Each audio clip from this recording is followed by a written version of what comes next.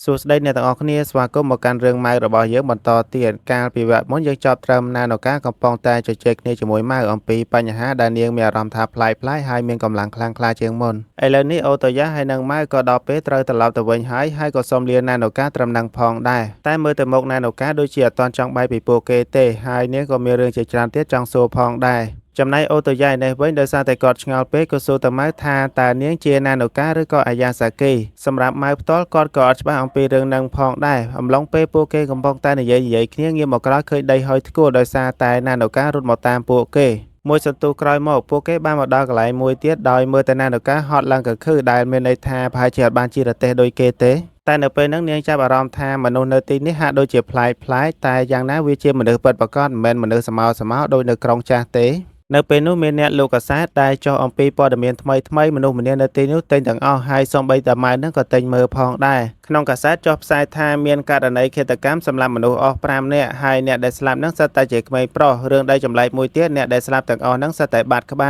លណានូកាក៏ទាញមើលម្ដងនៅពេលនោះទើបនាងដឹងថាឆ្នាំខុសគ្នាដែលមានន័យថានាងត្រឡប់មកអតីតកាលប៉ុន្តែអត់ទាន់ដឹងថាខុសគ្នាប៉ុន្មានឆ្នាំទេបន្ទាប់ពីនឹងមកពួកគេក៏ចូលហាងលក់ទឹកដោះគោមួយដើម្បីជួបនារីម្នាក់ឈ្មោះថា Tenko ចំណែកណានូកាវិញកំពុងតែសប្បាយអរព្រោះថានៅទីនេះស្រស់ស្អាតហើយការតបតែងខុសពីសម័យកាលរបស់នាងឯអ្នកលក់នៅនឹងក៏ឆ្ងល់ផងដែរហេតុអីបានជាក្មេងស្រីនឹងហ៊ានស្លៀកខ្លីដល់ម្លឹងហើយចេញសាច់សក់ខ្ចីញញខុសគេក៏ឯងបន្ទាប់ពីនឹងមកអ្នកទាំង3ក៏សម្រាប់ដើម្បីញ៉ាំអាហារបន្តិចហើយនៅពេលហ្នឹងកញ្ញា Tenko នឹងក៏បានមករកម៉ៅម្ដងទៀតគាត់ហៅម៉ៅថាដុកទ័រសូមបញ្ជាក់ផងដែរថាម៉ៅក្រៅពីអ្នកប្រយុទ្ធក៏ប្រហែលជាកម្ពុជាអ្នកព្យាបាលម្នាក់ផងដែរដៃរបស់ណានគរដែលដាច់ការពីលើកមុនហ្នឹងគាត់គឺជាអ្នកតឲ្យហើយរាល់ពេលដែលគាត់ធ្វើដំណើរទៅណាមកណាតែងតែមានកតាបមួយជាប់រហូតក្នុងកតាបហ្នឹងសិតតែថ្នាំនឹងឯងបកចូលមកសាយរឿងរបស់យើងវិញកញ្ញាម្នាក់មានឈ្មោះថាសាយ៉ូកូបានមកសុំពឹងម៉ៅឲ្យជួយដោយគាត់ដឹងថាម៉ៅគឺជាមនុស្សពូកែសាយ៉ូកូប្រាប់ថានាងជាអ្នកបម្រើនៅវិមានដ៏ធំមួយហើយមុនពេលមានករណីសម្លាប់មនុស្សកាត់ក្បាលកើតឡើងលោកម្ចាស់របស់គាត់ក៏បានឈឺប៉ុន្តែចម្លែកត្រង់ថាតាំងពីគាត់ឈឺមកមិនឲ្យគ្រូពេទ្យមើលទេហើយអ្នកបម្រើក៏លែងឲ្យចូលទៅចិត្តគាត់ដែរ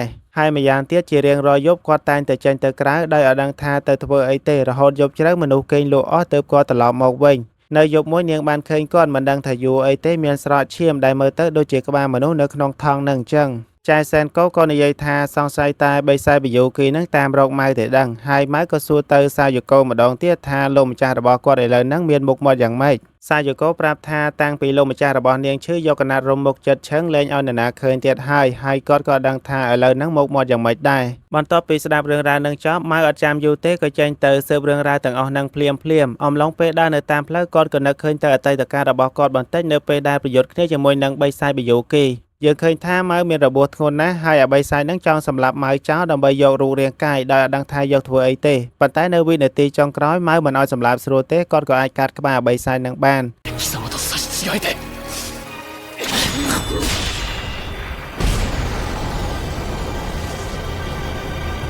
នប៉ុន្តែបិសាយបយោគីនឹងទោះបីជាដាច់ក្បាលក៏អត់ងាប់ដែរហើយក៏គេចខ្លួនទៅបាត់មានន័យថាបិសាយនឹងមិនមែនធម្មតាទេហើយក៏មិនងាយស្រួលកំចាត់ដែរងាកមកពេលបច្ចុប្បន្ននេះវិញឥឡូវនេះពួកគេបានមកដល់វិមានហើយដោយមានជំនួយពីសាយ៉ូកូជាអ្នកជួយបើកសាវហើយមេឃនៅពេលហ្នឹងក៏ចាប់ផ្ដើមយប់ល្មមចំណែកម៉ាណាកូវិញក៏ចាប់ផ្ដើមបារម្ភទៅអ្នកផ្ទះរបស់នាងផងដែរមិនដឹងថាតារបស់នាងនឹងចាំផ្លូវយ៉ាងណាទេតែនាងក៏នឹកឃើញថាការចូលពីលើកមុនដូចជារឿងយូរដែរប៉ុន្តែពេលចេញទៅវិញមិត្តភ័ក្តិរបស់នាងនៅដដែលដែលមានន័យថាពេលវេលាខាងក្រៅនឹងអត់ដើរទេងាកមកមើលសាយ៉ូកូឯនេះវិញនាងបានយកឧបករណ៍រុំខ្លួនមកឲ្យលោកម្ចាស់របស់នាងដោយសពដងជាធម្មតាពួកគេឲ្យសាយ៉ូកូមកតែមាត់ទ្វារទេបន្ទាប់មកឲ្យចាចេញហើយប៉ុន្តែថ្ងៃហ្នឹងលោកម្ចាស់ប្រុសរបស់នាងឲ្យនាងចូលទៅខាងក្នុងគ្រាន់តែចូលដល់ភ្លាមលោកម្ចាស់របស់នាងនិយាយចំថាសាយ៉ូកូនឹងបានទៅជួបអ្នកដទៃហើយក៏ទាញដៃចង់សម្លាប់នាងចោលនៅពេលហ្នឹងម៉ៅដែលនៅខាងក្រៅហ្នឹងក៏ដឹងថាមានរឿងអត់ស្រួលផងដែរហើយក៏បញ្ញាប់ទៅជួយនៅពេលដែលទន្លុះពួកចូលមកគាត់ក៏សួរថាពួកគេគឺជាអ្នកសម្លាប់មនុស្សកានក្បាលហ្នឹងមែនចំណែកអូតូយ៉ាហើយនិងណានូកាវិញក៏អត់ចាំយូរទេពួកគេក៏បញ្ញាប់ឡើងទៅខាងលើដើម្បីជួយផងដែរប៉ុន្តែខុសគ្នាត្រង់ថាអូតូយ៉ាឡើងតាមវត្តណានូកាវិញគ្រាន់តែលោតមកផ្លោតនឹងដល់លើបាត់ហើ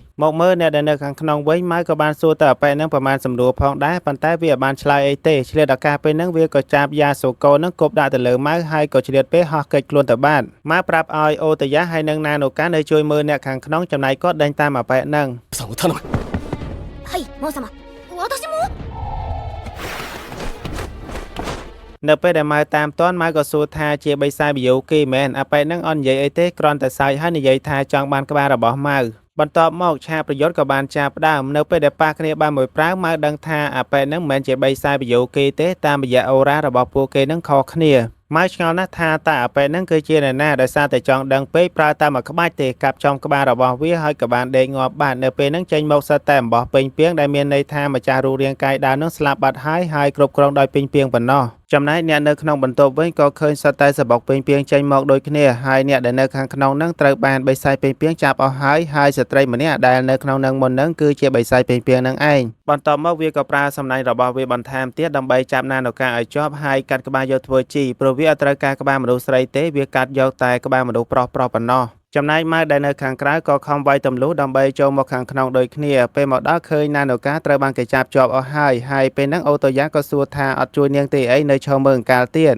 ម៉ៅប្រាប់ថាគាត់ប្រកាសជាជួយប៉ុន្តែត្រូវកាត់អំបោះនឹងយ៉ាងម៉េចដើម្បីកុំឲ្យមានរបួសដល់ណានូកាចំណែកណានូកាឯនោះវិញអត់នៅស្ងៀមទេនាងខំរើរហូតស្លាប់ខ្លួនឯងបានឆ្លៀតពេលហ្នឹងបិសាចពេញពីងក៏បានប្រើកំភ្លើងបាញ់ទៅលើម៉ៅឲ្យមានរបួសដៃម្ខាងផងដែរហើយបន្ទាប់មកវាអត់លាក់ទៀតទេវាក៏បានបង្ហាញក្បាលមនុស្សទាំងអស់ដែលវាបានសម្លាប់ព្រោះក្បាលមនុស្សទាំងអស់ហ្នឹងអាចចិញ្ចឹមធម្មពលរបស់វាបានបន្ទាប់មកបិសាចពេញពីងក៏បាញ់សំណាញ់ជាច្រើនទៀតចាប់ម៉ៅជាប់ហើយទាញដាវរបស់គាត់ទៅឲ្យឆ្ងាយផងដែរដែលមើលទៅបិសាចហ្នឹងដូចជាខ្លាចដាវសាមរ៉ៃរបស់គាត់ណាបន្ទាប់ពីចាប់ជាប់អស់ហើយបិសាចហ្នឹងក៏ស្ទុះចូលមកវឹងដើម្បីយកក្បាលរបស់ម៉ៅម្នាក់ទៀតហើយម៉ៅក៏តដៃដែរគឺទុកឲ្យបិសាចហ្នឹងខាំព្រោះថាបើសិនជាត្រូវឈាមគាត់បិសាចហ្នឹងគឺដឹងតែងាប់អូតូតែម្ដងប៉ុន្តែបិសាចពេញពីងនឹងអត់ទាន់បានខាំទេដោយសារតែណានូកាទាញវាឲ្យទៅក្រោយហើយណានូកាក៏ហូរឈាមនៅកន្លែងកផងដែរបន្ទាប់មកឈាមរបស់នាងនឹងក៏ដុតសំណាញ់ពេញពីងនឹងអស់ធ្វើឲ្យនាងរួចខ្លួនបិសាចពេញពីងឃើញណានូការួចពីចំណងអញ្ចឹងខឹងខ្លាំងណាស់ហើយក៏ដាក់គោលដៅដេញតាមសម្លាប់នាងម្ដងណានូកាវិញភ័យចង់ប្រកាច់ប្រកិនហើយអត់មានធ្វើឲ្យកើតទេគឺខំប្រឹងតែរត់ប៉ុណ្ណោះអូតូយ៉ាខំស្រែកប្រាប់ថាឲ្យវាយតដៃវិញទៅតាមពិតណានូកានឹងខ្លាំងដូចតែម៉ៅដែរអញ្ចឹងគ្រាន់តែនាងអត់ទាន់ចេះប្រើ